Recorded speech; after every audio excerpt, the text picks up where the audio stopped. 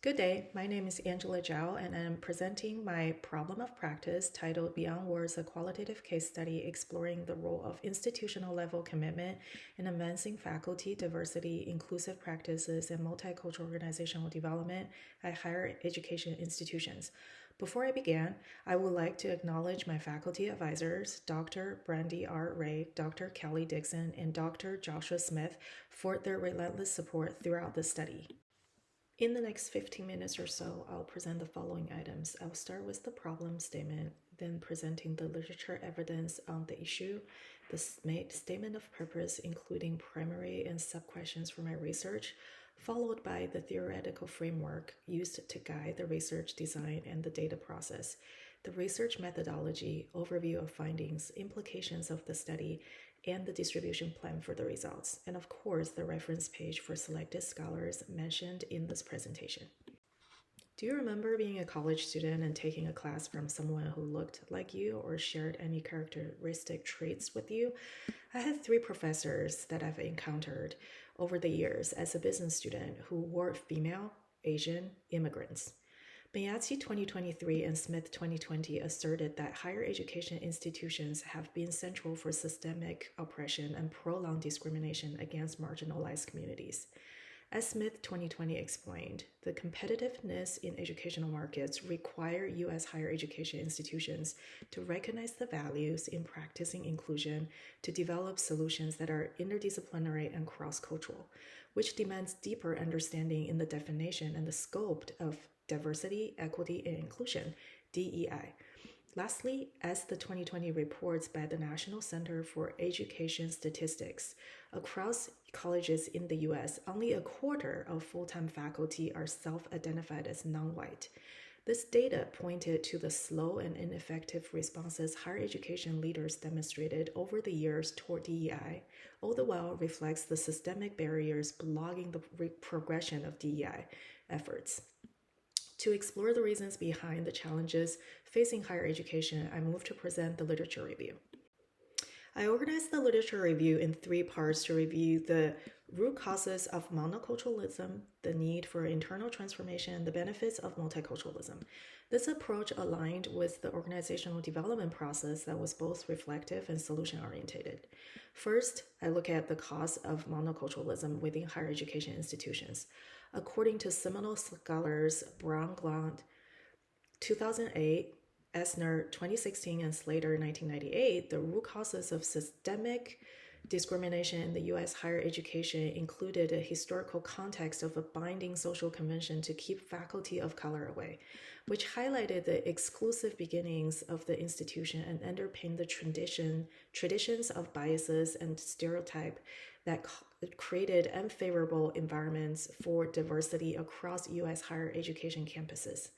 Manning 2018 pointed out that U.S. higher education institutions' siloed structure impaired effective management to organize resources and coordinate efforts to achieve better results in DEI. Grounded in this discriminatory historical context and the traditional organizational structures, higher education institutions often cultivated a silo environment where microaggressions manifested. Payton 2016, Sapporo 2014, Gonzalez et al. 2018, Damon 2014 also presented various studies to review the exclusive campus culture and the myriad of discrimination displayed toward non-dominated groups based on race, language background, ethnicity, gender, and age. Second, Chen and Yan 2013, Church et al. 2014, Choi and Bailey 2014, and Shabin and Rashid 2017 urged institutional leaders to look inward to recognize the disparities between institutional commitments and the campus culture to define strategic pathways toward multiculturalism. Finally, ending on a more positive note, multiculturalism can be linked to improved productivity, resiliency, and sustainability, which are all essential to long-term health of the organization. Saxena 2014 and Roselski 2022 emphasized organizations that leveraged and valued diversity could project higher employee performance levels. Dacek 2014, Gershenson et al. 2021, Namoko and Hobo 2014 also agreed that organizations were likely to withstand the impact and turbulence from global competitions by employing individuals with different social experiences to form geocentric mindsets. Leibsacher et al. 2021 and the National Science Foundation both reflected the shifting needs for institutions to bring interdisciplinary and diverse solutions to obtain more research funding to sustain their operations. So next, given the background of the study, I share the statement of purpose. The purpose of the study is aimed to understand the impact of institutional level commitment on empowering program level leaders to drive changes and move organizations toward multiculturalism. I've crafted 4 research questions, including a primary research question: how does ASU's commitment to inclusion support and drive continuous program level change toward multiculturalism? Sub-question number 1, how do program level leaders view their role in moving ASU toward multiculturalism? Sub-question number 2, what actionable strategies have leaders employed to maximize social diversity across ASU? And sub-question number 3, how does ASU value the personal experiences of leaders to shape the inclusive culture at large? I chose Jackson and Hardiman's 1994 Multicultural Organizational Development Framework, MCOD, because of my constructivism worldview and the duality foundation of the theory. In a 2006 article, Jackson reiterated the dual purposes of the framework. Number 1, the MCOD framed DEI efforts within the organizational development theory to identify stages and phases of the developmental processes. Number 2, the MCOD used social diversity theories to explain the causes and the characteristics of monoculturalism, non-discriminating culture, and multiculturalism. Jackson and Hardiman began the MCOD framework based on their understanding in the organizational development theories and their research on behaviors and attitude festering into different forms of discrimination. Overall, the framework also emphasized leadership commitment, reflective leadership, and active inclusion as the 3 main areas of improvement for organizations to target in pursuit of multiculturalism, provided the purpose of statement and the theoretic framework. Now I share the methodology. Given the multiple dimensions of DEI issues and the need to generate transformative empowerment for internal changes, I chose a qualitative case study research designed to explore how institutional commitment to DEI drive actions of the participants and allow their experiences to eliminate the path to multiculturalism. According to Sedman 2019, the primary way of investigating an organization is through the experiences of its individual people. I picked Arizona State University, ASU, as my site because it is the largest public institution with the distinct charter on inclusion. I also work for ASU, so it's easier for me to gain access to participants. For data collection, I used purposeful sampling to select 6 program-level leaders at ASU.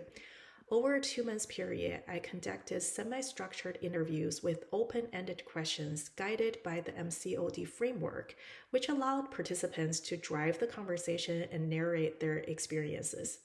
I offered 2 interviews to give ample opportunities for participants to recount their experiences more accurately, with multiple chances to provide follow-up thoughts.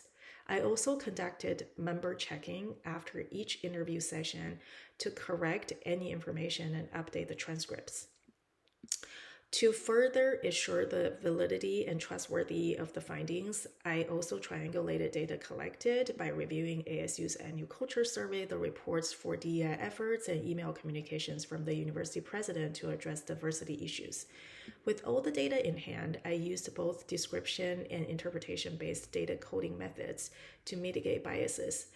Considering Miles et al. 2020 and in 2024's reflexivity for qualitative researchers, I used Alter.ai to perform open coding analysis to review connections between my data and the research questions. Once I counted and highlighted the most frequently used words and shared reflections, I used the insight analysis tool to form the common subcodes. I then used axial coding for the interpretation-based analysis to identify larger categories and emergent themes connected to the MCOD framework. Based on the results of the data analysis, I present to you the following findings of my study. First, I shared the subcodes from the data analysis, which are not listed on the slide, but they represented shared experiences of all the participants.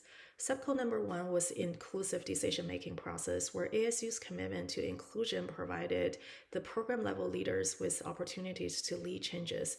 Subcode number 2 was the appreciation for personal experiences, where ASU cultivated an environment to value participants' differences and uniqueness. Subcode number 3 was going beyond quantitative measures, where ASU's ongoing effort to expanding diversity and forming new norms allowed participants to redefine the way they evaluated DEI. The findings listed derived from these subcodes and mostly aligned with the literature review and the MCOD framework. First, the institutional level commitment to inclusion promoted active expansion in the breadth of diversity at ASU. Second, ASU's commitment to inclusion promoted leaders' reflective and action-oriented approach to DEI. Leaders at ASU were not afraid of look inward for gaps in DEI efforts. Finally, ASU's commitment to inclusion encouraged more radical approaches to validate diverse voices. While there were overwhelming alignment between the findings and the framework, I also discovered several points of divergence from the framework. Number 1, participants thought that institutional level commitment alone would not be sufficient to drive cultural development. The program level alignment should be a crucial component to develop a multicultural organization. Number 2, the MCOD presented organizational changes in stages without pointing out the coexistence of stages throughout the transitional periods. Number 3, the framework did not explicitly point out the changes in the macro environment as a potential accelerator to organizations' internal movements toward multiculturalism. The implications presented here are built on the cumulative findings from the literature review, the MCOD framework, and the outcomes of the data analysis. First, for organizations with monocultural characteristics, the focus should be increasing representation. Institutional leaders must develop an articulated framework that positions DEI as part of an action-oriented strategy for the entire community. Leaders must cultivate an environment that allows the expansion in the definition of diversity to forge a positive attitude from collaborators. And because DEI experiences can vary within the same organization, customizing the strategy can move different groups forward. Second, for non-discriminating organizations, the goal is for leaders to establish effective approaches to leverage and retain the level of diversity. Institutional leaders should provide directions with solid measurements for holistic approaches to DEI evaluation, allowing room for collaborators and constituents to make recognizable contribution to the overall DEI goals. And based on the DEI goals, leaders must allocate dedicated resources to support the implementation of these strategies. Finally, the organizations moving toward multiculturalism, institutional leaders need to actively advocate for the marginalized social groups to signal an organizational culture that eradicates discriminatory attitudes and behaviors.